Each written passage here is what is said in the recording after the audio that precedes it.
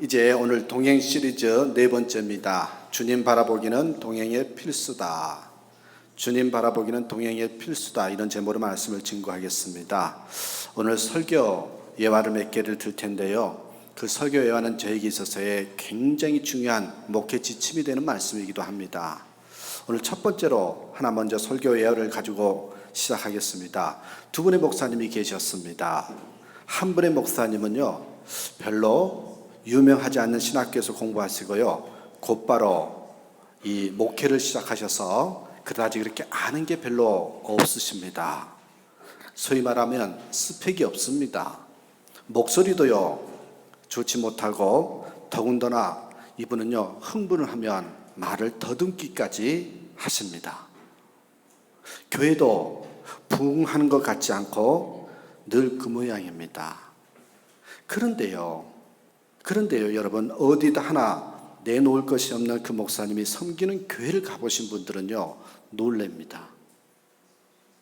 그분이 섬기는 교회를 가본 많은 분들이 공통적으로 하시는 말씀이 뭐라고 그러는지 아십니까?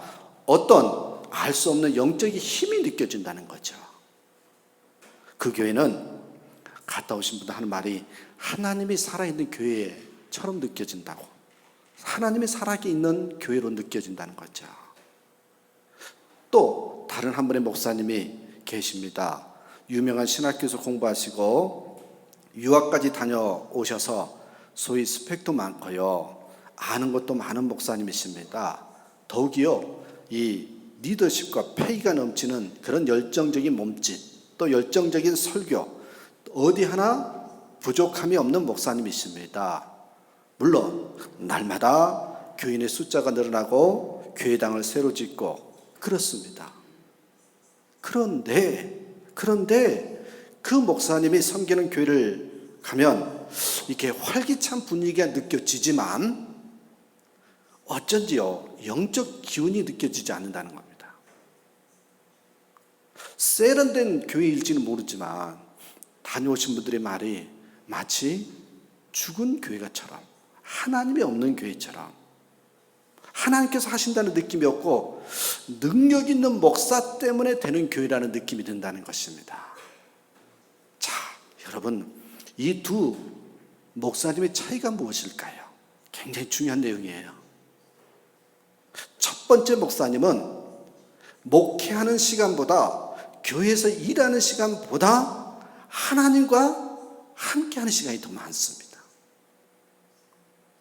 하나님 바라보는 시간이 충분히 있는 반면에 두 번째 목사님은 목회하는데 하도 바빠서요 하나님과 함께하는 시간이 없습니다.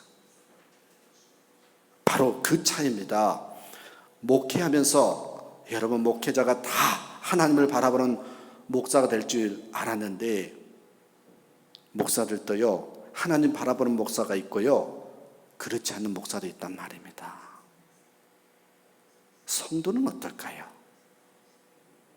오늘 본문은 여러분 시편 62편, 본문은 다윗이 공경에 처했을 때 하나님을 바라보면서 부르짖는 기도시입니다. 비탄시라 그러죠. 가슴이 아파서 가슴을 치면서 하는, 이 하나님께 가져야 할 바른 신앙에 대한 교훈을 주고 있습니다. 환난을 처했을 때 어떻게 해야 구원을 받는가, 그걸 말씀합니다. 인간적인 방법으로 해결하는 것이 아니라 하나님을 신뢰하고 기다려야 한다. 이게 결론이에요. 인생길에는 저나 여러분이나 많은 모든 이 대부분 사람들이 다 수많은 환난과 고통이 따릅니다. 사건, 사고를 통해서 올 수도 있고요, 사람을 통해서 올 수도 있고요, 자기의 잘못으로 올 수도 있습니다. 그러기에 인생을 살면서 어려움을 당하지 않고 산다는 것은요 불가능한 일입니다. 그런데 문제는 그 어려움을 어떻게 해결하느냐는 거죠. 어떻게 해결하시겠습니까? 본문 다윗은 어려움을 당할 때 오직 하나님만 바라보면서 의지했답니다. 이게 결론이에요. 하나님만 바라보며 의지했습니다. 불안해하지도 않았고요, 잠잠히 하나님만 바라보면서 기다린 것입니다. 자, 그렇다면 여러분, 어떻게 주님 바라보기를 하는지 오늘 좀 나누고자 합니다. 오늘 설교 제목이 주님 바라보기는 동행의 필수다입니다. 이 주님 바라보기가요, 이게 구체적으로 무슨 의미인지 어떻게 하는지를 함께 오늘 좀 나누고자 합니다. 자, 첫 번째요. 여러분, 주님 바라보기는 다른 게 아닙니다.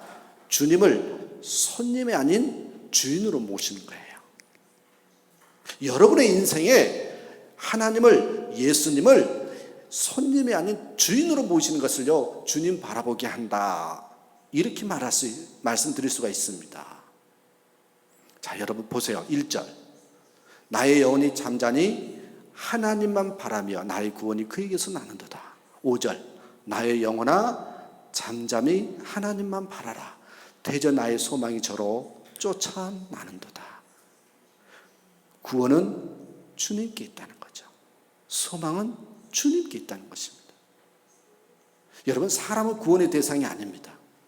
구원받지 않으면 영원한 멸망에 이르게 되는 게 우리 사람이죠. 그래서 여러분 보세요. 너무나 잘 아는 요한복음 3장 16절 17절에 하나님이 세상을 이처럼 사랑하사 독생자를 주셨으니 이는 저를 믿는 자마다 멸망치 않고 영생을 얻게 하려 하심이니라. 17절, 하나님이 그 아들을 세상에 보내신 것은 세상을 심판하려 하심이 아니요 저로 말미암아 세상의 구원을 받게 하려 하심이라고. 그렇습니다, 여러분. 구원은 오직 주님으로부터만 나올 수 있습니다. 그러기에 진정 구원받은 자는요, 자 보세요, 구원은 여러분 주님으로부터만 나올 수 있기 때문에 진정으로 내가 구원을 받았다, 그렇게 확실히 믿는 사람은요, 주님 바라볼 수밖에 없어요. 여러분, 소망이 주께로부터 나오기에 또한 당연히 소망이 있는 사람은요, 주님을 바라볼 수밖에 없어요. 주님 바라보지 않는 사람은 어떤 사람이래요? 아직 구원의 확신이 없는 사람, 소망이 없는 사람이라는 거죠. 우리는 잘 압니다. 그런데 분명히 알아요. 구원은 주님께 있고 소망은 주님께 있다는 걸 알아요. 그런데 왜 주님을 바라보지 못하고 소망이 없는 삶을 살까요? 왜 신앙생활을 하면서 자꾸 넘어질까요? 그 원인이 있어요. 왜 넘어질까요? 원인이 있습니다. 그건 여러분, 주님을 주인이 아닌 손님으로 모시기 때문에 그렇습니다. 주님을 여러분 주인으로 아닌 손님으로 모시기 때문에 자꾸 넘어지는 거예요. 잊지 마셔야 돼요. 이 원리 잊지 마셔야 돼요. 교회를 안 다녀서 그런 게 아니에요. 신앙생활을 안 해서 그런 게 아니에요.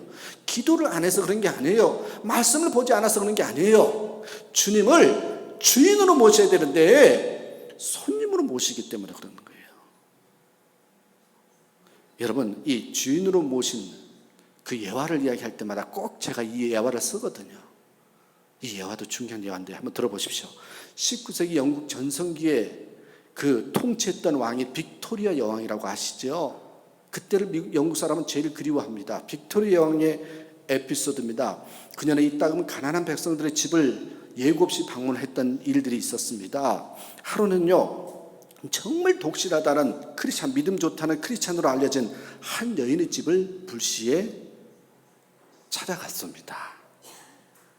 그 여인의 신앙에 있어서 익히 듣고 있던 여왕이 시험 삼아서 이 여인에게 이런 질문을 던졌대죠. 당신의 집을 방문했던 이들 중에 지금까지 가장 귀하신 손님은 누구였습니까? 지금까지 당신의 집에 방문한 손님 중에서 가장 귀하다고 여겨지는 분이 누구냐고. 여인은 지체하지 않고 바로 대답을 했답니다. 뭐라는지 아십니까? 바로 여왕이십니다. 바로 여왕이십니다. 예수님이라는 대답을 기대했던 여왕은 실망스러운 표정으로 다시 물었답니다. 이 여왕은요, 예수님이라는 대답을 듣고 싶었던 거거든요. 그래서 다시 물었더니 혹시 예수님은 아니고요? 그렇게 묻자, 그러자 여인이 이렇게 대답합니다. 아닙니다. 예수님은 제게 손님이 아닙니다. 그분은 항상 저와 함께 여기 살고 계시는 주인이십니다. 멋지지 않습니까? 그 말을 듣고 여왕이 큰 감동을 받았다고 합니다. 저는요, 손님이 아닌 주인으로 모시는 그 예화를 들 때마다 꼭 이 예화를 다시 한번 들려드립니다. 무슨 이야기입니까? 여러분, 우리가 예수님을 모시고 있어도요, 예수님과 함께 한다고 이야기를 해도요, 어떤 사람은 손님처럼 취급하고요, 어떤 사람은 주인으로 모신다는 말입니다. 이 두 가지가 어떻게 다를까요? 손님으로 모시고 사시는 그리스도인은요, 예수님의 능력, 예수님의 동행하심을 체험하지 못합니다. 그저요, 그걸요, 일시적으로 잠깐 동안만 체험할 뿐입니다. 여러분, 반면에 주인으로 모시면 항상이에요. 항상 범사에 풍성하게 예수님을 체험할 수 있다는 것입니다. 예수님이 나와 동행하심을 경험할 수 있다는 거예요. 이 둘 사이에 엄청 차이가 있습니다. 여러분, 이게 굉장히 중요한 말씀입니다. 흔히 많은 그리스도인들이 범하는 실수가 바로 이겁니다. 예수님이 주인이신데 오히려 예수님에게요, 심부름을 시키는 식으로요, 우리 내 직원인 것처럼요 시키면서 신앙생활하기가 일수란 말이에요. 마치 이런 식이죠. 한국은요, 어려움을 청할 때 뭐 불이 나거나 도와달라고 청할 때 119를 누르거든요. 근데 브라질은 뭐죠? 한 번도 안 눌러봤어요. 브라질은 129인가요? 다 모르시나 봐요. 아, 뭐라고요? 192예요? 192번이에요? 아, 예, 처음 알았습니다. 죄송합니다. 그런 일이 없어야 되겠죠, 그죠? 근데요, 보십시오. 그런 식이에요. 이 구조대원에게 사람이 어떻게 대하는지 아십니까? 도와주십시오 그랬더니 소방대원들이나 구조대원이 왔어요. 그러면 어떻게 대하십니까? 그분들과 평소에 깊은 교제를 하지 않았잖아요. 그러다가 위급한 문제가 터졌을 때 연락하고 다급하게 부릅니다. 그러면 그분들이 와서 도와주시죠. 근데요, 도움 받고 관계가 거기서 끝나는 거예요. 동행이 필요 없죠. 여러분, 우리가 예수님을 믿는다고 하면서요, 예수님을 그렇게 생각한다니까요. 위급한 상황에서 주님 도와주십시오 라고 외치니까 예수님이 도와주십니다. 그러나 그의 인생의 문제가 무엇입니까? 자신이 주체이고요, 주님을 향한 지속적인 믿음이 없다는 사실입니다. 위급할 때만, 급할 때만 부르는 거예요. 동행하지가 않는 거죠. 이런 수준으로 풍성한 축복을 경험하지 못한다는 겁니다. 단발로 경험할 뿐입니다. 간헐적으로 은혜를 경험할 뿐입니다. 마치 여러분, 형광등이 있으면 형광등이 계속 불이 들어와야 되는데요, 들어왔다 나갔다 깜박깜박하면 안 되잖아요. 그런 식으로 신앙생활을 하는 겁니다. 여러분, 이런 경우는요, 절대로 신앙이 제대로 성장하지 못합니다. 항상 그 모양입니다. 뿐만 아니라 이런 신앙은요, 기복주의 신앙이 빠지기 쉽습니다. 문제가 있으면 그때 기도하고 해결되면 끝이에요. 동행이란 게 있을 수가 없어요. 바람직한 모습이 아닙니다. 예수님도 별로 좋아하시지 않습니다. 마지못해서 도와주시지만 탐탁해 하지 않습니다. 심하게 말하면 여러분, 용서가 들으십시오. 장사하듯이, 흥정하듯이 신앙생활 하는 수준입니다. 이런 신앙은 여러분, 제자리 걸음 신앙이에요. 제자리 걸음. 그러기에 우린 예수님을 주인으로 모시는 삶을 살아야 합니다. 예수님을 주인으로 모시면 어떤 모습이 생깁니까? 여러분, 큰 믿음이 생깁니다. 그리고 무슨 말씀을 하시든 순종을 하게 되어 있습니다. 큰 믿음으로 기도하고 순종할 때 하나님으로부터 놀라운 능력이 생기고요, 담대함이 생겨요. 담대함이. 여러분, 누가복음 1장에 보면 처녀 마리아에게 천사가 나타나서 하나님의 아들을 성령으로 너가 잉태할 것이다 예고하지요. 말도 안 되죠, 여러분. 얼마나 당황스럽겠습니까? 하기 말도 안 되죠. 그런데 천사의 말을 듣고요, 여러분, 마리아가 어떻게 반응합니까? 보실래요? 누가복음 1장 37절 38절에서 되죠. 하나님의 모든 말씀은 능하지 못하심이 없느니라. 마리아가 이르되 주여, 여종이오니 말씀대로 내게 이루어지이다 하며 천사가 떠나가니라.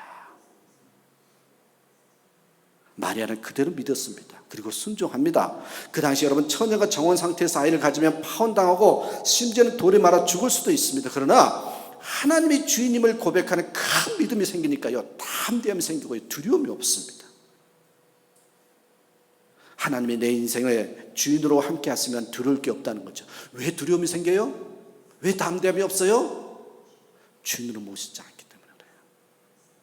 하나님을 반드시 그러면요 주인으로 모시면 책임져 주십니다. 여러분 마리아가 그랬습니다. 예수님을 주인으로 인정하는 순간에 큰 믿음으로 담대해졌습니다. 이제 더 이상 당하지 않습니다.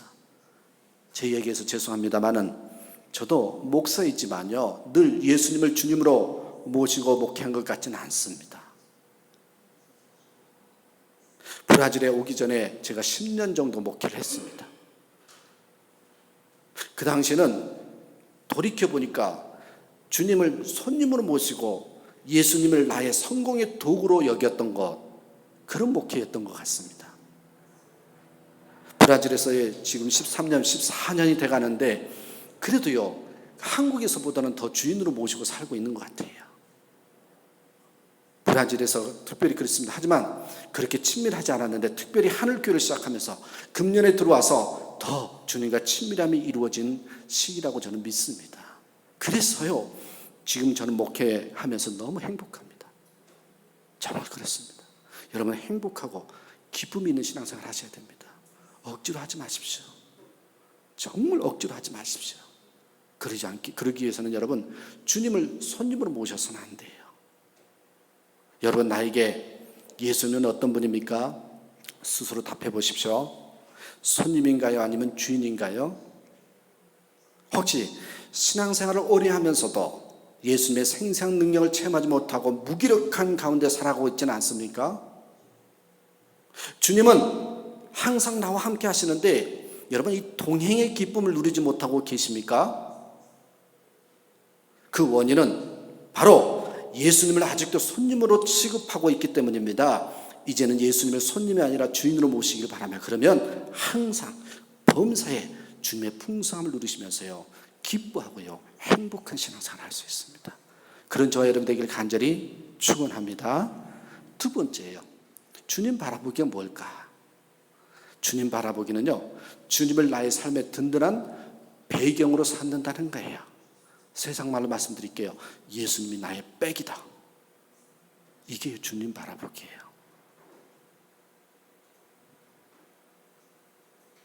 여러분 나의 백이 무엇인지, 배경이 내가 정말 의지하고 있는 것이 무엇인지를 한번 물어보는 질문입니다. 2절 한번 보시겠어요? 오직 그만이 나의 반석이시여 반석이여 나의 구원이시여 나의 요새이시니 내가 흔들리지 아니하리로다. 6절 7절 오직 그만이 나의 반석이시여 나의 구원이시여 또 나오죠. 나의 요새시니 내가 흔들리지 아니하리로다. 나의 구원과 영광이 하나님께 있으며 내 힘의 반석과 피난처도 하나님께 있도다. 여러분 한번 좀 볼까요? 여기 좀 더 써봤어요. 여기서 나의 반석이라는 게 뭘까요? 하나님이 나의 반석이시다. 주님께서 나의 든든한 기초가 되어주셔서 삶의 안정감을 주신다는 거예요. 그런 의미예요. 그리고 여러분 나의 구원이시라고 할 때 위기에서 검진받음을 의미하는 겁니다. 힘들고 어려울 때요 주님 때문에 내가 일어났다라는 거죠. 나의 요새와 피난처란 뜻은 뭘까요? 가장 안전하게 보호받음을 의미하는 겁니다. 여러분 누가 우리를 안전하게 지키시고 보호하시고 인도하십니까? 부모도 아니고요 자기 자신도 더욱 아니고요 자식은요 더더욱 아닙니다.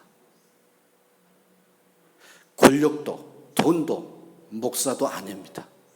기억하십시오. 오직 주님만이 가능합니다. 지금 우리는 그 주님의 보호와 인도하심 속에 있음을 여러분 믿으시길 바랍니다. 내가 나를 잘 지켜나간다 착각하면 안 됩니다.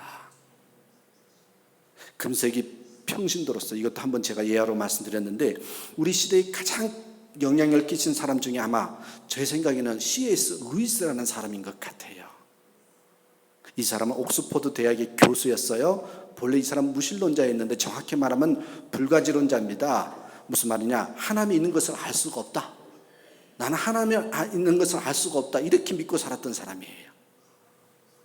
그래서 이 이성으로 이해가 되지 않는 것은 모든 것을 거부했던 사람입니다. 아주 똑똑한 사람이었어요.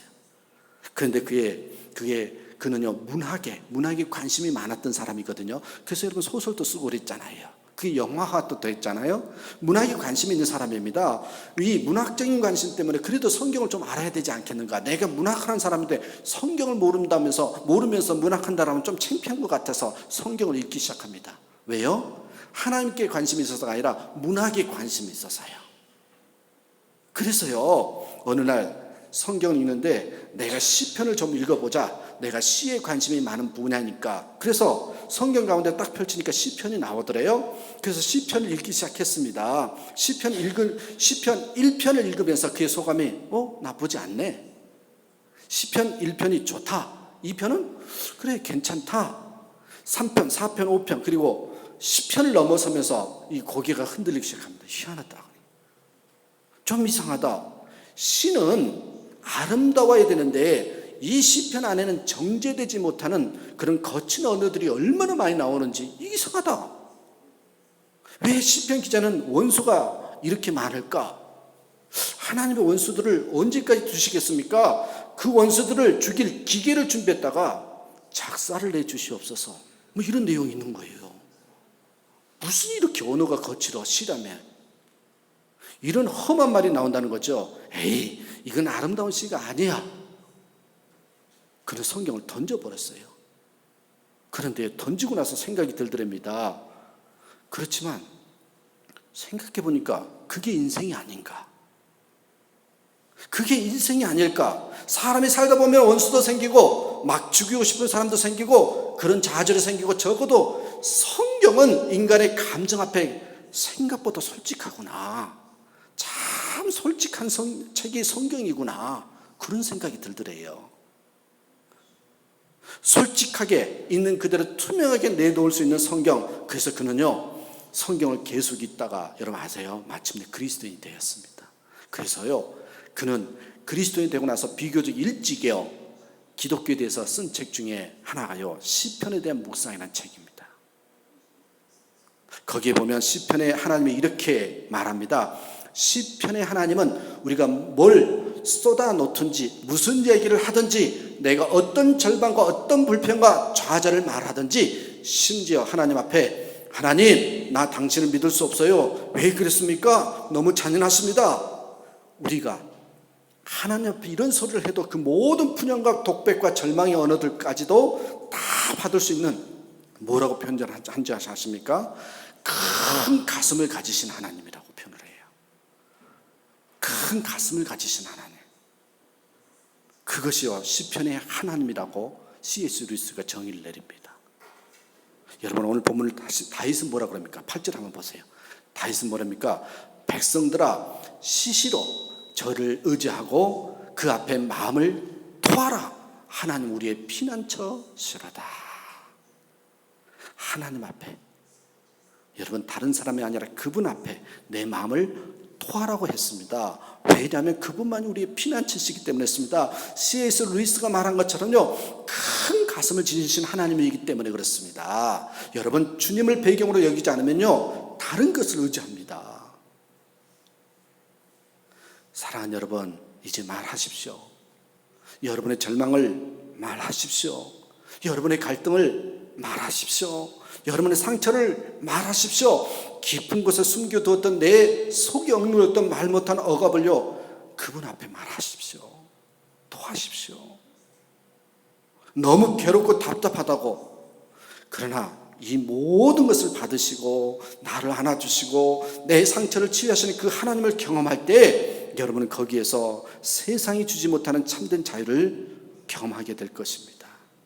여러분 하나님 앞에 이렇게 토하는 사람, 이런 사람을요 어떤 사람이냐, 하나님을 나의 인생의 든든한 배경으로 삼고 사는 사람입니다. 누구에게 토하십니까? 돈이 있으면 든든하십니까? 그게 해결해 주지 못합니다.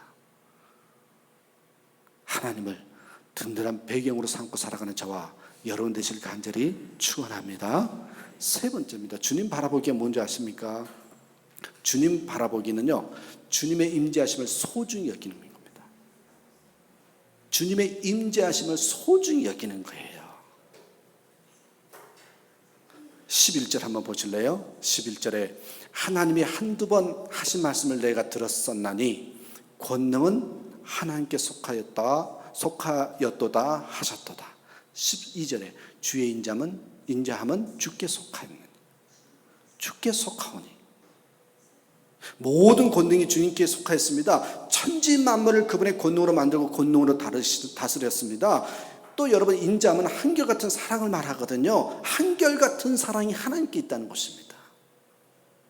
오늘 본문의 다윗은 어려움을 당할 때 오직 하나님만 바라보며 의지했습니다. 불안해하지도 않았고요, 잠잠히 하나님만 바라보며 기다린 겁니다. 그 이유가 무엇입니까? 모든 능력이 하나님께로부터 나온다고 믿었기 때문이죠.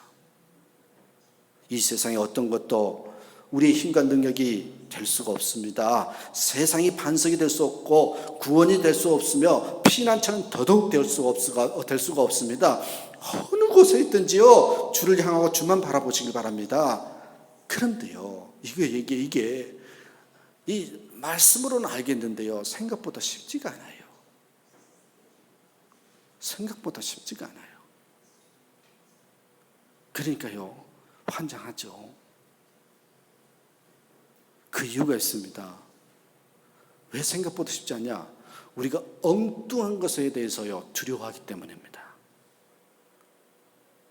여러분, 진짜로 두려워할 것은 두려워하지 않고요, 두려워할 필요가 없는 것을 두려워하면서 사는 게 우리예요. 한번 생각해 보세요. 여러분, 뭘 두려워하십니까? 어떤 것에 두려워하십니까? 우리가 결론적으로 말씀드리면 가장 두려워해야 할 것이 무엇인지 아십니까? 진정으로 두려워해야 할 것은요, 그것은요, 주님의 임재가 느껴지지 않는 거예요. 하나님 지금 나와 함께 하심이 느껴지지 않는 것을요, 가장 두려워하면서 살아야 돼요. 그것을 느끼면서 살면요, 우리요, 동행의 기쁨, 문제 어려운 거 다 해결이 된다는 겁니다. 왜요? 주님의 인자함이 느껴지지 않으면요, 능력과 사랑의 삶을 살 수 없기 때문에 그렇습니다. 동행의 느낌이 느껴지지 않기 때문에 그렇습니다. 여러분, 어느 목사님이 설교 시간에 예화를 한번 이야기해 주시는데요, 그게 제 머리를 쾅 때리더라고요. 중동 지역, 요즘 IS 테러가 심하잖아요. 중동 지역에서 사역하시는 선교사님을 만난 적이 있답니다. 그래서 그 선교사님께 질문 한 가지 드렸대죠. 선교사님, 뭐가 제일 두려우세요? 당연히요, 어떤 질문이 나올 줄 알고 그 질문에 맞춰서, 답에 맞춰서 질문을 던진 거죠.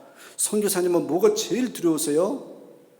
목사님 생각으로는 모든 것이 다 두려울 것 같았습니다. 선교사라는 신분이 발각되면 그 자리에서 죽임 당할 수 있는 위험천만한 지역에서 사역하시기 때문입니다. 하지만요, 그 선교사님이 뭐라고 대답한지 아십니까? 자기 신분이 발각되는 거, 체포당하는 거, 고문당하는 거, 심지어 순교하는 것도요, 이미 떠나올 때 하나님께서 그 마음을 준비시켜 주셨기 때문에 두렵지가 않다는 거예요. 죽음은 순교기 때문에 괜찮다는 거예요. 그런데 단 한 가지만큼은 너무나도 두렵고 힘들다고 고백을 합니다. 뭐라고 그런지 아십니까? 주님의 임재가 느껴지지 않는다면 그때가 가장 두렵습니다. 그래요. 주님의 임재가 느껴지지 않으면 그때가 가장 두렵답니다. 주님의 임재가 느껴지지 않는 것이 두렵단 말은, 여러분, 이미 이 사람은요, 주님의 임재를 경험해 봤다는 거 아니에요? 주님의 임재를 경험해 본 사람만이 주님의 임재가 떠나는 것이 얼마나 두려운지를 알거든요. 실제로 목회하면서 가장 어려운 대상은요, 주님의 임재가 떠나가는 것에 대한 두려움이 없는 사람이에요. 주님의 임재를 경험해 보지 못한 사람은요, 여러분, 은밀한 죄, 혈기 부리는 거, 남을 미워하는 거, 거짓말하는 거, 허탄한 농담도요, 함부로 합니다. 어떻게 저런 말을 할 수 있을까 싶지만 그 사람에게는 아무 문제가 되지 않습니다. 세상 사람들 보세요. 그런 거 전혀 두려움이 없어요.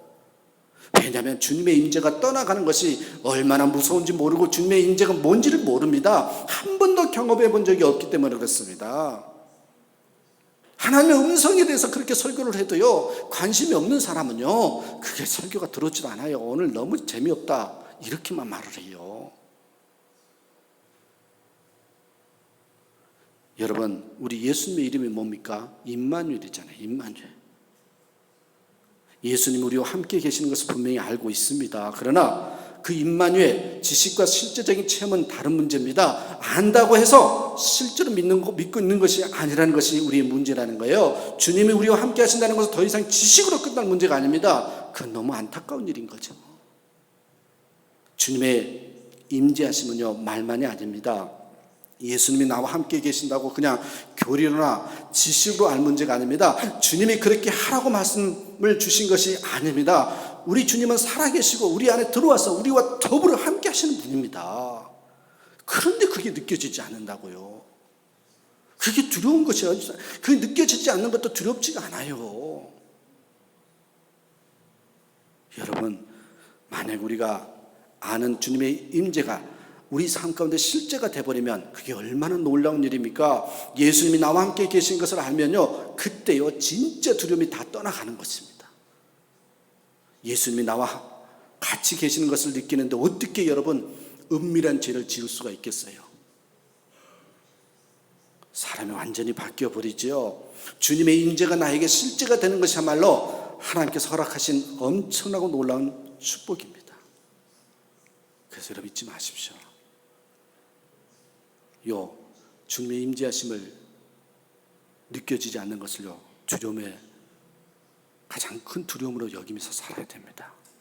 말씀을 마치겠습니다. 그렇다면 우리 일상 속에서요, 주님 바라보기 실제를 한번 마지막으로 말씀드릴게요.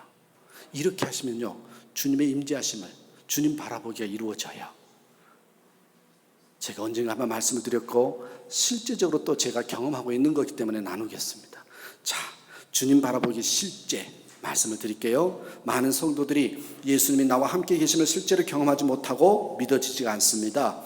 그 이유가 여러분, 아침부터 일어나서 밤에 잘 때까지 예수님이 나와 계심을 믿는다고 하지만 실제로는 마음에 계시는 예수님을 생각하고 의식하고 바라보느냐 물으면요, 기가 막힐 정도로요, 전혀 예수님을 생각하지 않고 하루를 보냅니다. 하루 종일 예수님을 얼마나 생각해 보셨습니까? 라고 물었을 때 글쎄요, 한 5분, 10분? 새벽 기도 때 조금? 전혀 느껴지지 않는다면요, 한번 이제는 이렇게 한번 해보십시오. 이렇게 한번 해보십시오. 진정으로 아침에 일어나 예수님을 한 번이라도 불러보십시오. 식사할 때요, 함께 하신 예수님을 한번 불러보십시오. 그것만으로도 놀라운 일이 벌어집니다. 예수님이 나와 함께 계심을 알게 되면서요, 옛날처럼 살지 못하게 됩니다. 실제로 예수님과 동행하면서 살고 있구나 하고 놀랄 거예요. 처음에는 막연하고 힘들어도 자꾸 해보세요. 자꾸 한번 실습 삼아 연습 삼아 한번 해보십시오. 그러면 놀라운 경험이 일어납니다. 자, 예수님이 나와 함께 계심이 너무나 분명히 느껴지고 나면 이상한 짓을 못해요.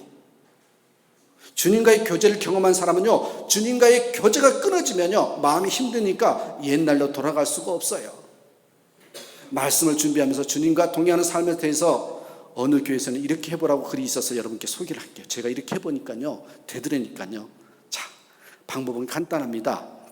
여러분 자신의 혼잣말, 이 마음속에 순식간에 떠오르는 생각들, 감정들, 느낌이 있을 거예요. 예? 그 끝부분에다가요, 요자를 붙이십시오.